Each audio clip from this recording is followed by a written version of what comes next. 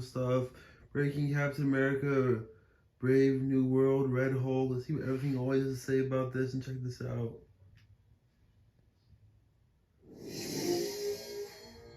What's going on, guys? Welcome to Everything Always. My name's Michael Bremen, aka Allfires. Now, I know one of the major gripes for Marvel Phase 4 was how wide the phase went without connecting anything together. In some cases, the TV shows or movies were completely insular, served themselves, and really didn't connect to anything else. In other cases, when they did try to introduce brand new plot lines or characters, a lot of it was left with no follow-up. Cameos right at the end of films with no promise of when we'd ever see that character again, and we still haven't, or plot lines that showed up during films like Wakanda Forever or even Ant-Man and the Wasp: Quantumania that have yet to be followed up on. However, today we get a major update seemingly revealing details about Captain America 4 Brave New World, Thaddeus Ross, and his transformation into the Red Hulk. And from earlier this week, building on what we had heard about the leader's role in the Serpent Society, we're going to break down today's industry insider updates about that transformation, why it happens, what's happening in it, and talk about how that connects to the plot line, the leader, Serpent Society, all of this painting a very different picture of an MCU that's finally going to start to make good on all of these loose plot threads. We're breaking down the latest industry insider updates for Captain America 4 Brave New World, but first, if you could grab the subscribe button.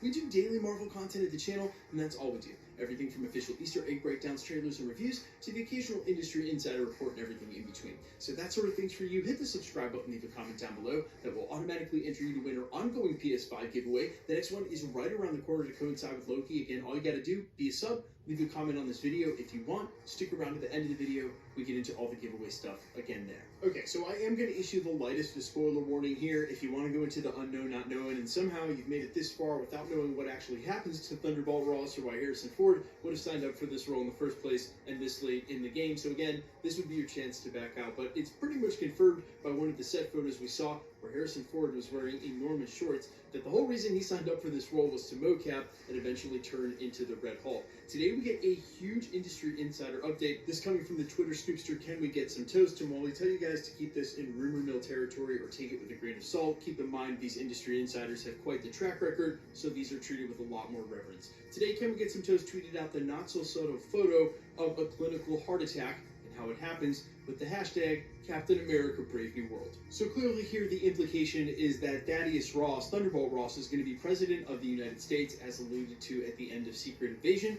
He'll be president and then have a heart attack, which will lead to the leader giving him the blood that was obtained by the intelligentsia at the end of She-Hulk in order to save his life, and that's what will turn him into the Red Hulk. Now, a couple things I want to say about that. First of all, the leader last week was rumored to have a connection to the Serpent Society, or rather, the enhancements that we should see the Serpent Society don during the beginning of the film will be due to the leader providing these biotech weapons. I will also mention that industry insider Daniel RPK via his Patreon recently confirmed my original theory that we would simply see the Serpent Society at the beginning of the film, much in the way classic Avengers or Captain America films would feature a battle or a foe at the beginning of the first act, say like Crossbones, only for them to defeat them and then push the plot forward. That's exactly what's going to happen here, so don't look to the Serpent Society to be a major player in the film. That's what we had speculated before, really just more establishing where the intelligentsia is at, and then past that, where the leader is at with his biotech technology. That's how he's going to be able to make this happen in the first place. And while on face value, I think it may be a little tenuous to explain how in the world the leader is working side by side with Thaddeus Ross. Remember, Thunderbolt Ross has spent most of his time in the MCU fighting super villains like the Abomination and superheroes like the Hulk and the Avengers alike. It's not usually working side by side with them, and especially not a super villain like the leader. I think this all speaks to a much deeper subplot and what's been going on basically since Phase 4, and this is what I alluded to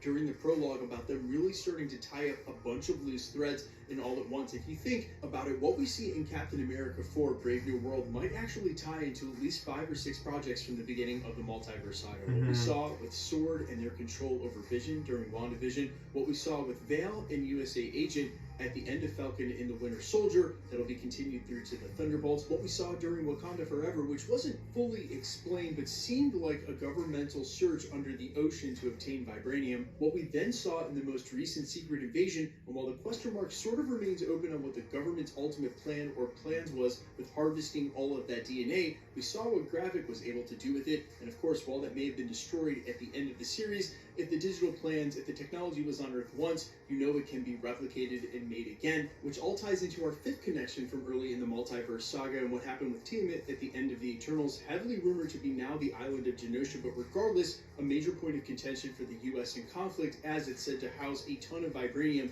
that the US government wants. Again, this according to early plot leaks and rumors, which ties back into Wakanda Forever, the government's obtaining of this, which may tie into the original Sword preview of what they were doing with Vision, and what Vision even referred to himself as a weapon more easily controlled. It's definitely speaking to a much deeper subplot here in the government, one that deserves its own video, but you're starting to see how all these threads that at the time didn't seem to have anything to do with each other are now all going to merge in Captain America Brave New World, which again was ultimately one of the gripes about the earliest part of the multiverse saga. We're finally tying it all together. But that's what really leads me to my final point, and especially hearing these new details about how Thunderbolt Ross is going to become Red Hulk. Almost every character, including Liv Tyler's Betty Ross, has been rumored to be coming back from the original Hulk film. Of course, not Edward Norton, but you would expect Mark Ruffalo. Except that's just it. In all the plot leaks, the rumors, the cameo confirmations, we haven't heard anything about Mark Ruffalo showing up as Bruce Banner. And while you could expect Captain America 4 Brave New World to focus on what's going on with Sam Wilson, continue his story from Falcon and the Winter Soldier, and then ultimately have him fight the Red Hulk in Act 3, it's hard for me to imagine a world where this film doesn't also feature the Hulk versus Red Hulk, and at the end of it, it's hard to see how in a film this overpacked with cameos, from supervillain groups like the Serpent Society to something like Tiamat being Genosha with vibranium, how they'd even work that in and then still focus on the story that's meant to be Sam's in and of itself. I'm just surprised at this point that we haven't heard anything about it. Which, coming from the same industry insider just days ago, can we get some toast tweeted out? What happens when Hulk gives into all the rage that's been brewing, apparently from the Savage Hulk as he's been in Professor Hulk form?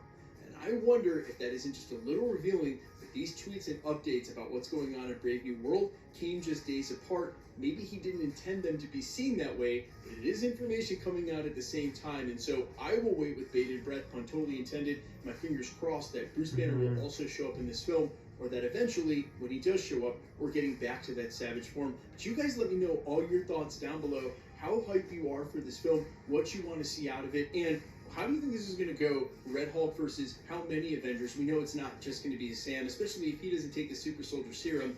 He's not going to be able to take on Red Hulk by himself. But I'm all yours as always. Quickly, let's get into the giveaway stuff before I let you go.